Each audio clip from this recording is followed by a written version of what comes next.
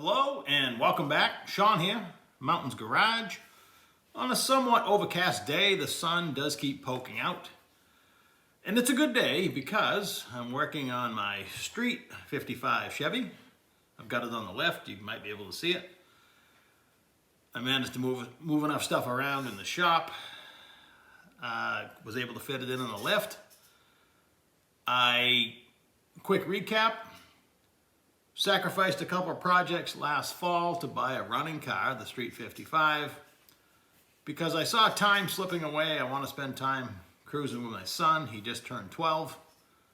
And I think it's important he at least gets exposed to everything I like, and he can make his own choices from there. But the month of October, slightly into November, we spent some time cruising around and had a good time. So I had forgotten over the winter because I just put it away. Well, it was in the back of my mind. There's a few issues when you drive it that I feel like I could improve upon with relatively minimal effort. No reflection on the guy that built it. It's just a lot of the stuff is personal taste and the other stuff is just annoying stuff that I believe I can fix. So in no particular order, I have to look at my own wheel hop. Traction bars. The springs are moved inboard. It has a 12-inch wide tire on a 10-inch rim that I wish was taller. It's a 295/50. I've never been a big fan of tires without a lot of sidewall. I like them big, I guess. But that's okay because they're brand new and they're going to stay on there. For now anyway, there's plenty of room for big rubber under the back. But it has a stock type spring, potentially even the stock springs, I don't know. And there's nothing to control wheel hop. The tires start to hook, the pinion climbs the ring gear, and then the springs fight back, and it's violent. Not only if I haven't dumped the clutch, I just step on it from a rolling, 5-10 miles an hour, and it'll spin the tires, but it starts to hook and it starts to wheel hop and it's gonna break something. So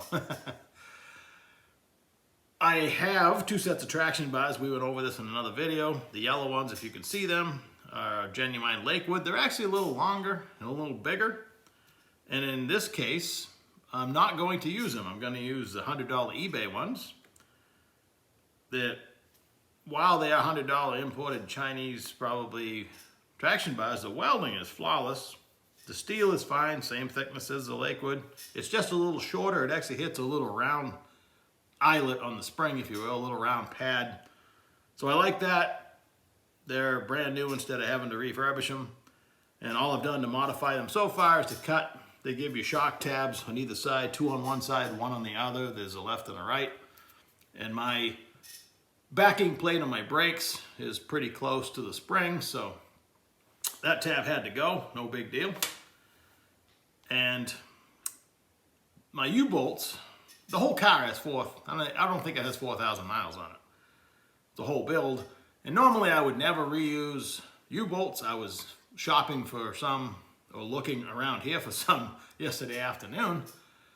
And I remember now I put them on the Dart. I knew I had another set. And then last night I came back out to actually start disassembly, and I was able to take the U-bolts off with a 3/8 ratchet. They were never stretched or never tightened, so I believe they'll be just fine, so they're going to go right back on. I have them outside and I'm painting them, actually. That's how nice they are.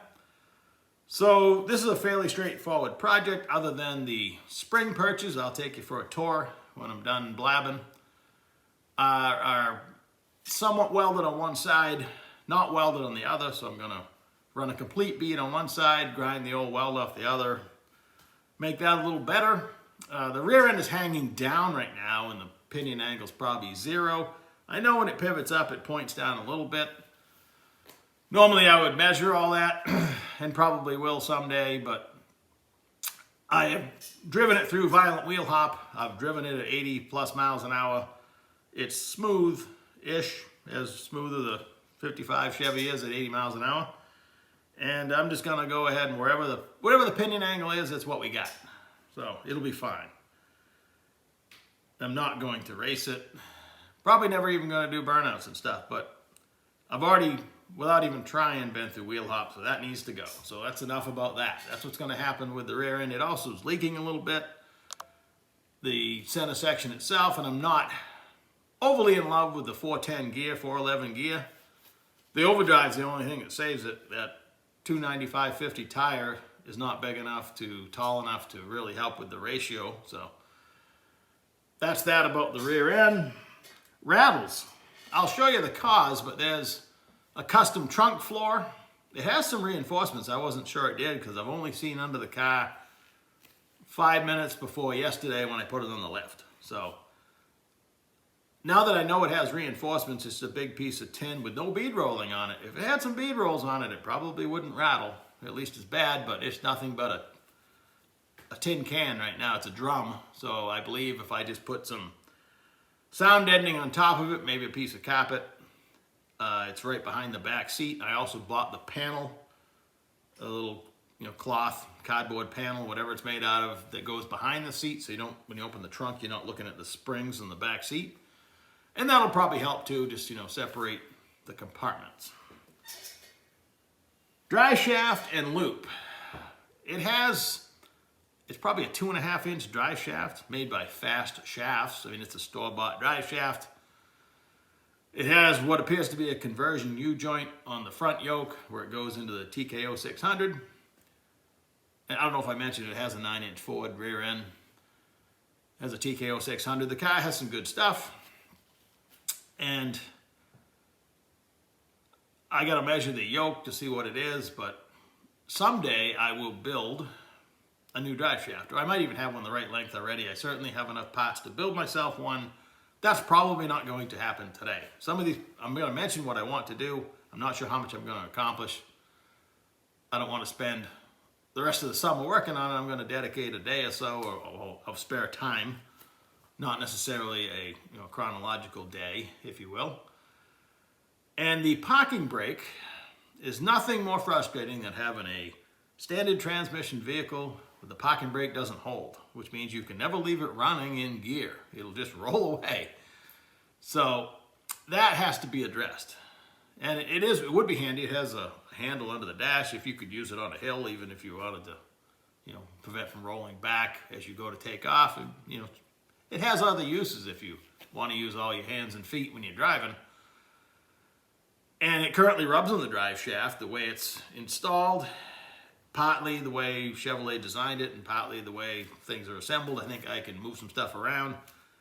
And it only rubs in the drive shaft with the drive shaft hanging down, or potentially when you hit a big bump. I don't know. I've never heard it hit, but I see where it's hit. So we need to address that. And it has no drive shaft loop. So I'm going to take some of my rejects that I made when they're not quite perfect. They match, but they're not perfect. When I was practicing with my tube bender back in January. So I'll put these to good use. I'll make myself a loop that'll bolt to the floor. And while I'm bolting the loop to the floor, I don't know where I got it listed. Let's jump down to seat belts. I added a couple lap belts when we first got it because I didn't want to be completely unprotected in there, but I know in 1955 they're not required and they didn't have them. But once you get used to wearing seat belts and you got a young kid and a metal dash in front of you, I want to give her, the best chance of surviving a small accident. So while I have the carpet up, I'll probably put some more sound deadening down there. It'll certainly help. And bolt in the drive shaft loop and find a way to attach some seat belts. I'd love to have a shoulder harness too. I actually have some cheap universal belts. We'll see how that goes. Alignment. This is the first thing I remembered when I drove it to the store the other day. And the guy that built the car told me it has aftermarket control arms in the front. It has QA1 coilovers. That's all cool. He just stood the tires straight up and down with the shims and set the toe. So it doesn't have enough caster. It is darty. The faster you go, the more it handles like a shopping cart. You need to lay the top ball joint back toward the driver. That gives you more caster. So I will accomplish that by shimming the control arm, cocking the control arm, the upper ball joint back toward the driver's compartment, and stand the tire back up and down, set the toe. It's that simple.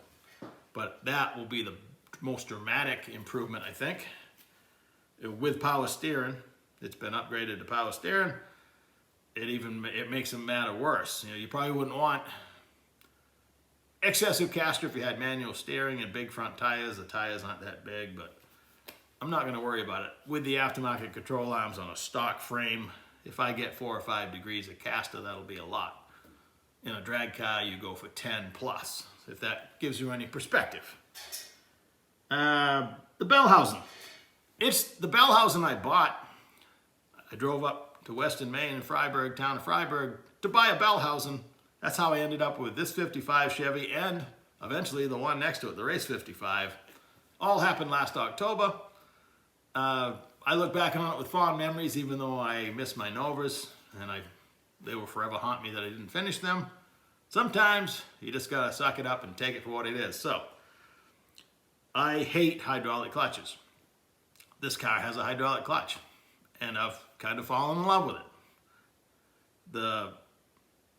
In the past, like I had a 2001 C5 Corvette, hated the clutch in that, no feel whatsoever. This one actually has feel. You can feel, you know, the engagement of the clutch. So it'll probably stay. Working around the hydraulic throwout bearing, I think, is a gigantic pain in the butt compared to just having a piece of linkage you disconnect, as far as getting it out through the hole in the bell housing, and whether you bolt the bell housing to the transmission and try to install it that way, it's just a pain. It's an added pain, but it is what it is. So I'm going to change the bell housing. I don't know if I'll even get to that this year. Again, I don't plan on doing a lot of hole shots or burnouts or taking it to the drags, but peace of mind, I want it there. I want my explosion-proof bell housing that I bought and a good drive shaft contained in a loop. So, you know, it's a standard transmission car with a 430 horsepower. It's a good idea. I gotta keep looking. And I guess we covered everything except for the valve covers. I have nothing against the word stroker if it wasn't overused so much. You don't need to say it. It has a Blueprint 383 engine. Unfortunately, the valve covers say 383 stroker, and I won't even open the hood. That's how much it irks me. I don't know. Everybody has something that bothers them. For me, that's it. Again, if that wasn't the first thing out of people's mouths, they got to have, here's the words. Well, let's go off on a tangent. The word built, it means nothing unless you give details. Stages and levels, it means nothing. It's a marketing campaign. And so is stroker. Even Chevrolet jumped on the bandwagon. So I'm going to take the valve covers off that are leaking anyway. I just noticed. I'm going to put them in the mill. I'm going to machine stroker right off there. Probably leave the 383, and if that fails, I'll put another set of valve covers on it. So, not that it's an award-winning showpiece under the hood, but it's not bad looking. But I won't even open the hood. It bugs me every time I open it, and that's just me, my problem. But practice it one time. Just say 383 without saying stroker. Or say 383 Chevy or 383 Mopar. Sometimes you have to say that these days because they use the same displacement. So let me give you a grand tour and then I'll stop talking and get to work.